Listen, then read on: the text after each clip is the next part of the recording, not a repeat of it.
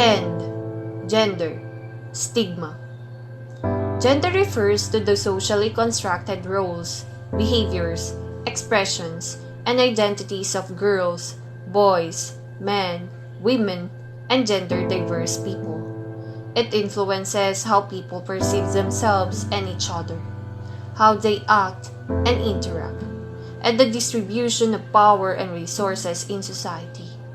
While stigma is a mark of disgrace that sets a person apart from others.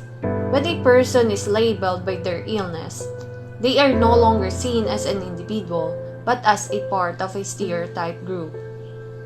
Negative attitudes and beliefs toward this group create prejudice, which leads to negative actions and discrimination. Gender stigma, likewise with social stigma, the deviance is the unfavorable opinion because they are not suitable for the required social norm in the society. Violence against women. The socially and culturally built hierarchy between the genders holds certain power relationship. Any power relationship is asymmetrical by definition. One of the subject of the relationship has power and the other one does not. Usually, men are socially regarded as being of higher value. This asymmetrical situation is present in many areas of social life and can lead to violence, physical, verbal, or psychological. Studies show that more than one-third of the women around the world have experienced violence at some point in their lives, and it can happen at the workplace. Sexual harassment. Sexual harassment is a form of violence that through a show of power intimidates, humiliates, and affects another person's dignity. This behavior is sexual in nature, such as physical contacts, sexual advances, comments and jokes with sexual content, exhibiting pornographic material, or making inappropriate comments, and undesired. It is perceived by the victim as a condition to keep the job or as one that creates a hostile, intimidating, and humiliating work environment. The wage gap. One of the areas at the workplace where gender differences are seen is the difference in the remuneration that men and women workers receive for work of equal value. A study by the International Labor Organization in 2013 shows that the global wage gap is 23%.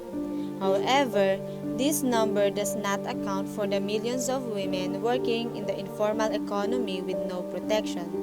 Also, many countries lack reliable statistics to prepare more accurate reports.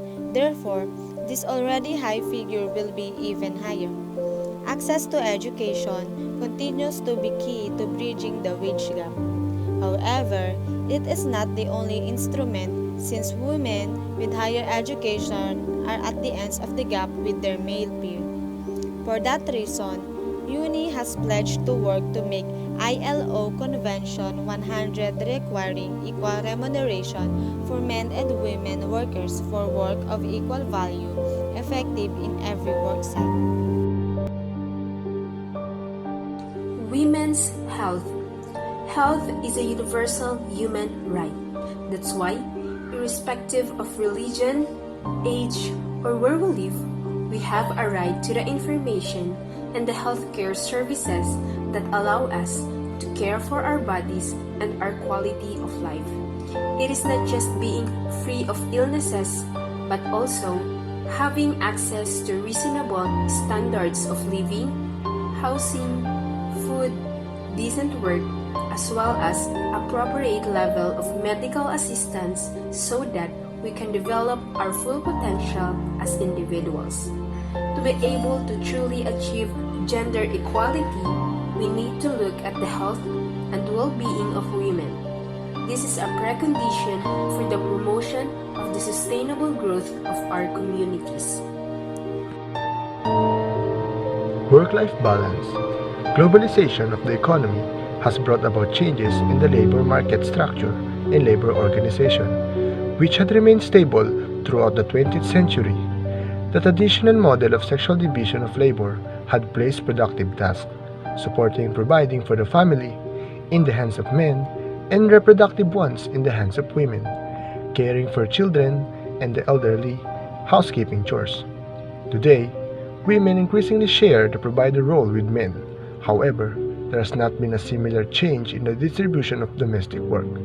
For that reason, women with both roles, productive and reproductive, work more hours than men, get less rest, and are burdened with a heavy workload that puts their health at risk and limits their chances of developing a professional career.